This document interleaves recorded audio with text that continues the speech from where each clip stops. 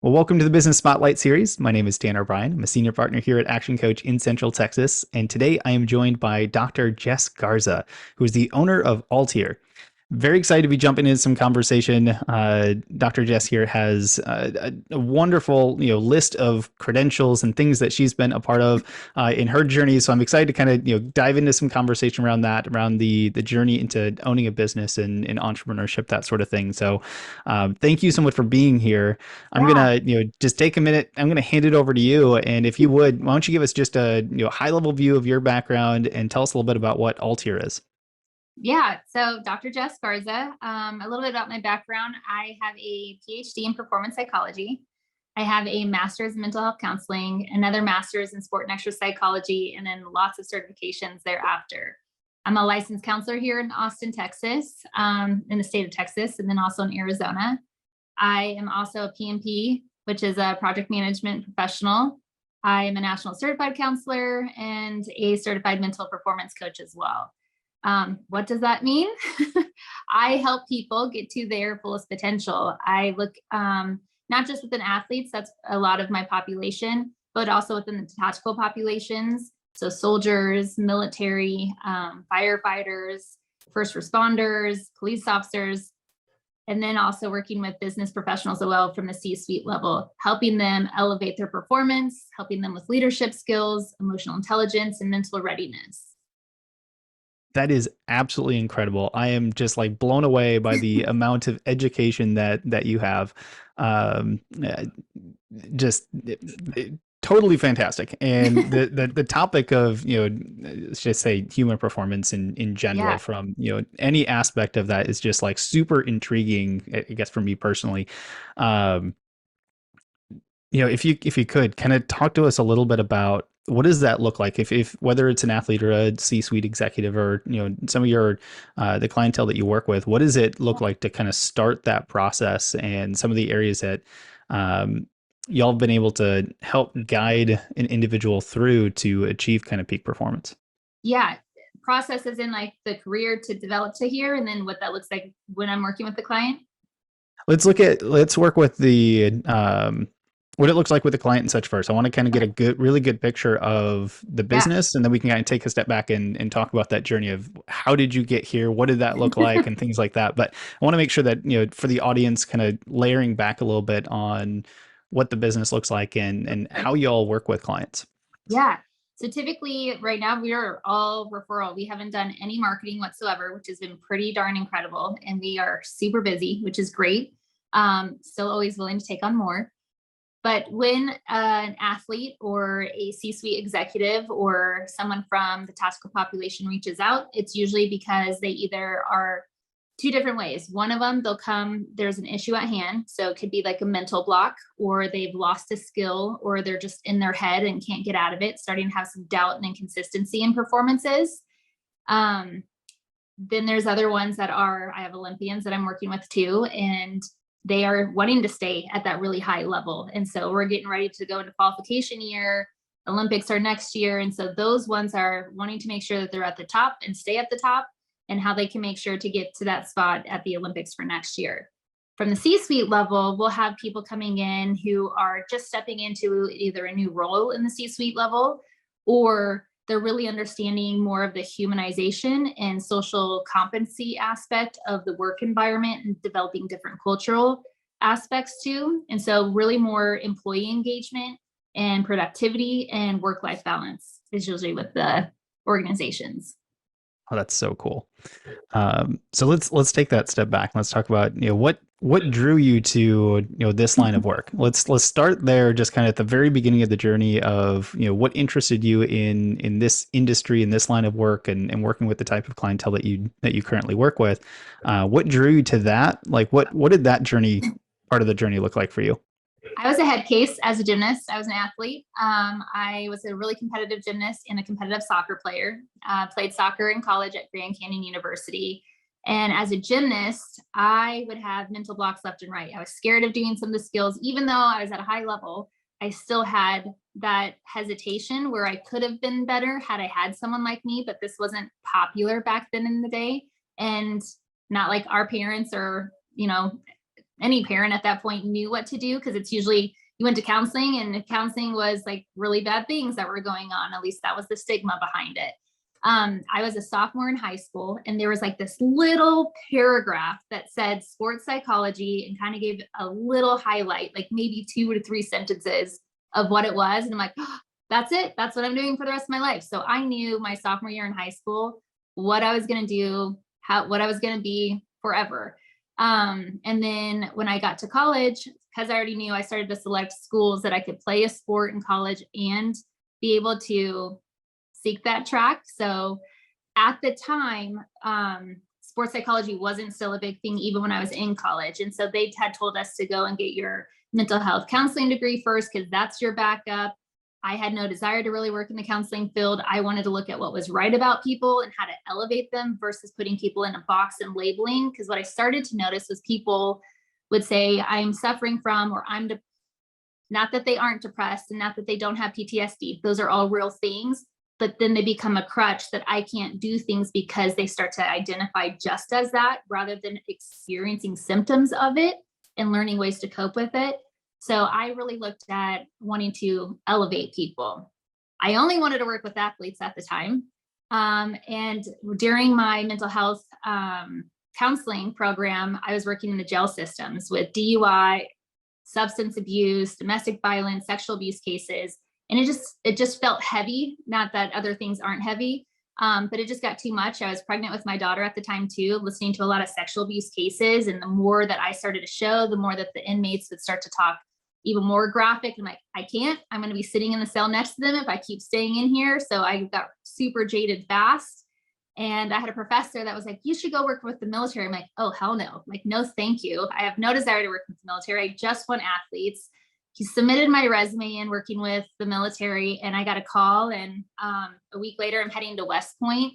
My sister had lived up in New York at that time. So I'm like, whatever, it's a free trip. I get to go see her. Cool. I'll do the interview, whatever. I stepped onto the West Point campus and I fell in love with it. I fell in love with the culture. I fell in love with the soldiers, the discipline, the ability to just push past limits. Like, it was everything that I wanted that I didn't know that I wanted. And so from there, I head to North Carolina, working with special operations at Fort Bragg. And that population just opened my eyes to a whole new level of performance and what these guys and women just endure on a daily basis. And then how that affects the family life too, in a very altruistic way. Like, this is still how I very much think of it, is that I get to help someone that's helping save the world, essentially. Like, all of everything that we value in this country, I get to aid in what they get to do on the field and on the battlefield and come back to. So that's how I got here. That is so cool. I imagine there's just so much that you've had, the ability to experience with working with these types of individuals, and yeah, the drive from athletes to military to even C-suite executives is just, Yes. I've always seen, kind of on the outside looking in, that there's always been a lot of similarities in the drive, the ambition, the hard work, the dedication that goes in behind a lot of those. So it's really fascinating to see and exciting to hear kind of your story and getting to where you're at and building the business.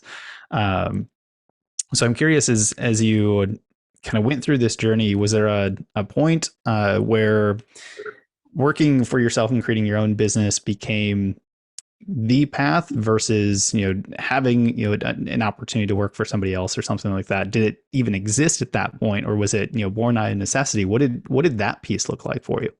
That's a really good question. That's kind of where it all starts. So I leave Fort Bragg and I go back to Arizona, where I was living at the time. And I worked at another military installation for military intelligence.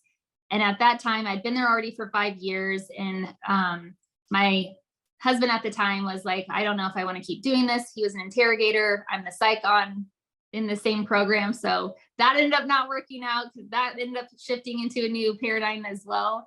And when we were at this point where we're like, we need to make a change or just kind of figure out like where we want to go, the pandemic had hit. And so in 2020, like, I leave the military course not knowing in January, and then March or April of 2020, I think it was 2020, everything shuts down. And so I'm like, oh no, I don't have a job. Like, what did I just do? I just left it. And we decided to leave Arizona to move to Austin. And I'm like, we got to do something. I'm not kidding. I put in resumes after resumes, even though I have all these credentials. At the time, nobody was picking up because everybody was reducing everything. And so I'm like, well, then I guess I'll just create my own. I like to create things. I'm really good at it. I like the applied aspect. I like challenge. So I had walked into this facility that was starting to just form. They had like one business. It's called the Crossover. It's this incredible facility, and it's all athletes. And we'll talk about all the different accommodations here in a second that's there. But I walk in and I talked to the project manager that was there and the developer. And I was like, you guys need a sports psych. Like, if this is an athletic facility that's catering to all populations, you have to have one. He's like, I know, we've been looking for one. I'm like, okay, cool, I'm here. So it was literally fate and the act of God that the universe is bringing me together and the right people at the right time. And so from there, I decided to research business loans, end up getting one, and created my space from ground up, from the design to the colors to everything in between. It was an incredible journey. So I started that process in 2020. That is what an amazing time to kind of be branching out and starting business. It was, oh gosh, I think it was yesterday, I was having another conversation and just that like notice of what was that 2020? How many years ago was that now? And like Right. realizing it's been like a crazy blur of 3 years since then. But it Uh, has. Sure. but yeah, so looking back now, we can kind of look in your entire journey so far, but especially since starting business, specifically in 2020 to where we are today. I don't know that I've personally met an entrepreneur that has had a perfectly smooth trajectory from point A to point B with no ups and downs in between. I'm curious, has there been, we'll call it a memorable moment or two that kind of was a roadblock or a challenge that you had to overcome kind of in this journey of creating the business, that has really, I don't know, defined who you are today as a business person, not just the person working in the business that does all of the wonderful work that you do, but from a business perspective. Has there been any kind of memorable moments, roadblocks or hurdles that you've had to overcome that's helped kind of define where you're at today? There were several. So at the same time that I was opening the business, I had gotten sick. And so I was in the hospital for 3.5 months. I was signing the business loan in between surgeries at the hospital. So I put a fake background up in the back and I'm like, oh, the beeping must be construction. I don't know what's going on. And so I'm like having conversations to seal the deal to make sure that I can even get the business loan. And then I'm having meetings in the hospital when no energy whatsoever, to the point where I was in the hospital and the doctor had said, Jess, either you fight or the worst thing was happening. And so like it got to a really tough place physically and emotionally. Same time I was going through a divorce. And so I'm also signing divorce papers while I'm in the hospital. So you're talking about like obstacle after obstacle. And I'm like, is this really the right big decision that I should be doing and taking out this big loan when I'm not even in a place where I'm standing on my feet yet? So I don't get out of the hospital. I get in there July of 2020 and I don't leave until about October, November. That was kind of the last surgeries that I had. And so then having to in between start to have conversations, and our building is just now breaking ground in that December of 2020. And I'm finding spots within the facility to have these sessions to start to build clientele. And I think that initial launch is the hardest because you don't know what you don't know. Nobody taught me about business. Nobody told me about marketing and who's my target audience and how do I go and find them. And then do I want a certain age group? Because I have this breadth of experience to work with so many different populations and so many different industries. It was really hard for me to scale back to pick one to start off with because I like everything. So I think for the hardest part was the launch and then going after a specific target audience initially. And then once you have that stabilized, then you can start to branch out and put some different extensions onto your business that allow for different revenue streams to come in. Mm, such a powerful lesson. Having to narrow down initially, especially if you are, an individual that loves working, with so many different, you've got breadth of experience, all that kind of stuff. And, I know a lot of entrepreneurs that I've talked to that kind of have that same mentality going in and realizing for success, it does take a little bit of niching down, at least in the beginning. It doesn't mean that you don't get to work with everybody. But very, very strong lesson. I want to go back to just for a moment that several month period where there's so many different things happening in your own personal life. I can't even imagine how stressful some of that would have been, and especially given kind of your profession and all of the skills and knowledge that you have. Were there particular tools that you kind of pulled out at that time that helped you overcome any mental frustration or even just fatigue, mental fatigue that comes with all of the different decisions you were having to make at that time? What were some of the things that you did personally or tools that you drew upon to help you get through that period? That's a really good question. I will say that I wasn't perfect. When you have really big life-changing events, such as like a divorce, or whether that be marriage or a kid, insert whatever big change, a move on top of that. And then you have like decisions of a business and having to, because I ended up doing the whole business on my own, where I was going to have my spouse in it, and then it ended up changing. So now I'm like all responsible for everything. And those, I'm used to wanting to have that additional support. So one, support is a big one. My family was incredible, it is incredible. And then relying on knowing that the phrase of "this too shall pass," and it sounds so trivial, but things are in constant motion. Even if we don't take action, we're still moving in a direction that leads to avoidance of something and causes us to, redeem whatever those consequences are for not taking the actions that we were having. I did get super depressed during that time just because I couldn't get out of a bed. I had tubes all over my body. I had a nephrostomy tube because I went septic in my back for 12 weeks and a catheter. So I couldn't bathe by myself. And I couldn't see my two kids for several months because it was COVID and nobody could come up to the hospital. So it was a lot of alone time. I watched a lot of inspiring videos. I have a very strong faith, but that got rocked as well. And a lot of the whys come up, like, why now? Why me? Why, how much longer? And then I realized that I had been praying for a really long time. Like, I just need to hear your voice. And I'm talking about God and universe, source, whatever you want to call it. I'm like, I just need to hear your voice. Like, tell me what I'm supposed to do. And this had been like months, years prior to. And my friend had sent me a sermon that had talked about how, break down into ashes, rise as the phoenix. But beyond that, that God will not break us down, but that he'll strip us down to be able to hear his voice, so that when I say go, you hear me say go. When I say stop, I need you to know that it's me to tell you to stop.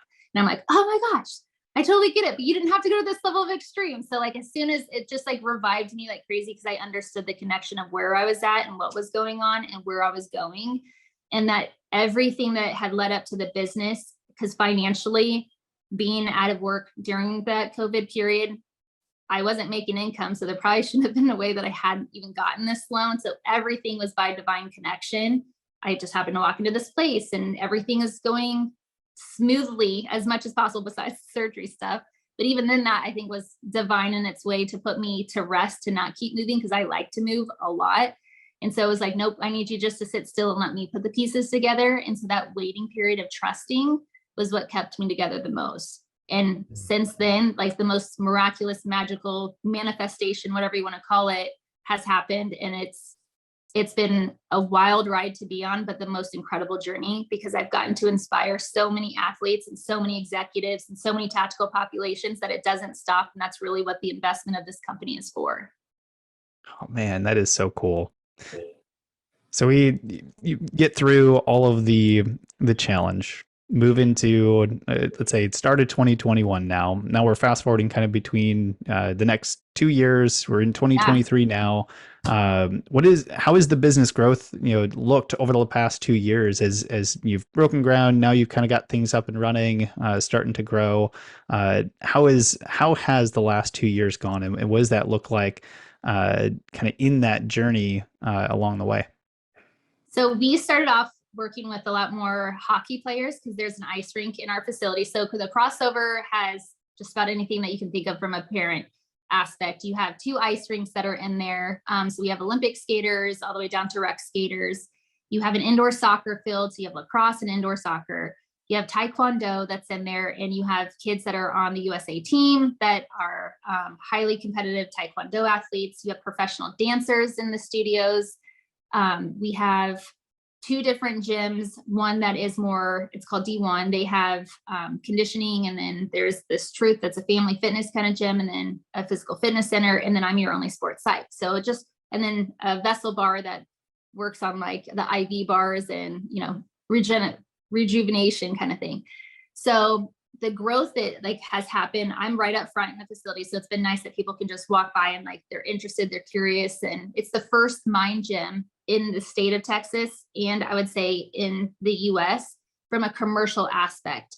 There are cognitive performance centers, or mind gyms, if you will, that are embedded into universities, or some people may have heard of it, but IMG and Exos, they're really big campuses for these athletes to go and live on the campus. They have nutritionists, conditioning coaches, all the things, but nothing that's really universal for just the layman's person to go and receive these resources.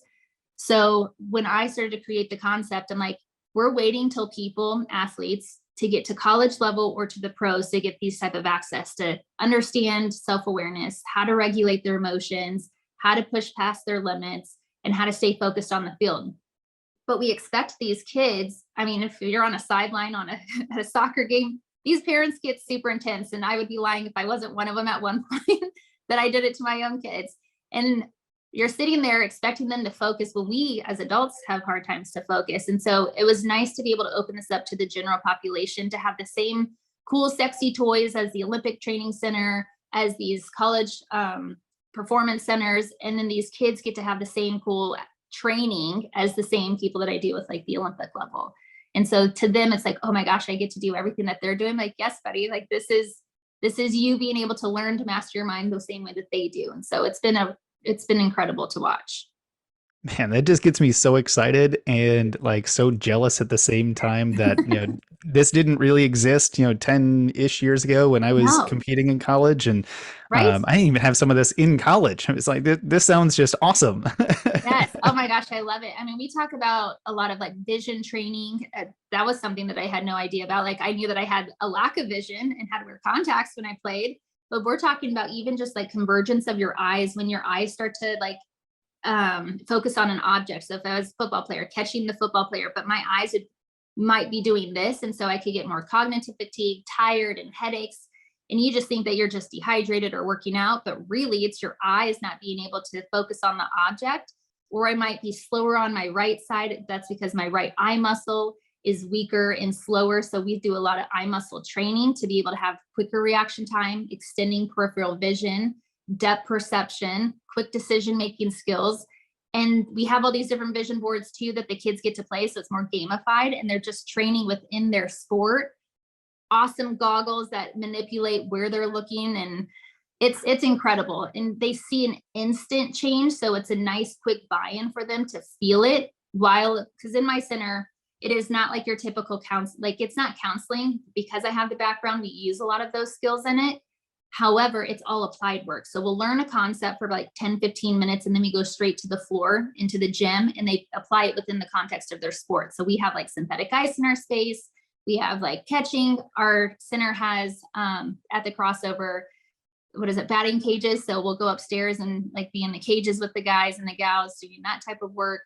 We'll go out to the football field, the soccer field, and we'll do stuff with soccer and football. It's just incredible. So they get to apply it within the context of what they're doing, which I think has the most effect, because I'm just not talking at the athlete. Athletes aren't, some are auditory, but most are kinesthetic. That's why they're in a physical sport, and they like visual cues as well. So if I can get them to apply it within that physical or visual aspect, then the retention is so much better. Oh, I am so fascinated and want to just ask like 100 different questions, and I know we don't have the time for it today. But before we kind of start moving towards kind of wrapping up the conversations, I do want to be respectful of the time that you've allocated for us to sit down today.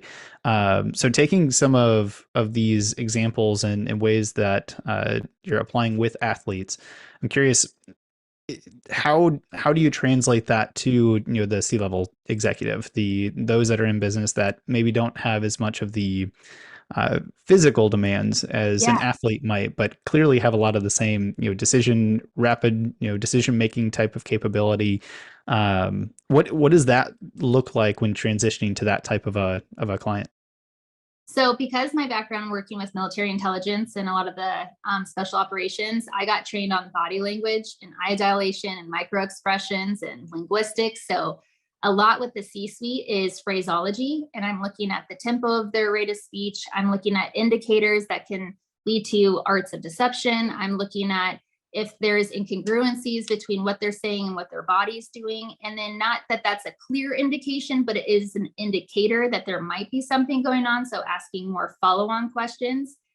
And I would say one of my superpowers is being able to read people fast and understand vulnerabilities quickly. And in that level, you go into a C-suite talking to a president or CFO or COO, and they're like, okay, well, tell me about me. And then you hit it spot on within like 30 seconds. And they're like, okay, that's kind of creepy. Like, you might need to leave. Or I'm like, ooh, or you're just kind of insecure right now. And we just might need to dive into that a little bit more. Like, they just haven't been challenged in a way that is like not super aggressive, but in a way that helps explore them who they are.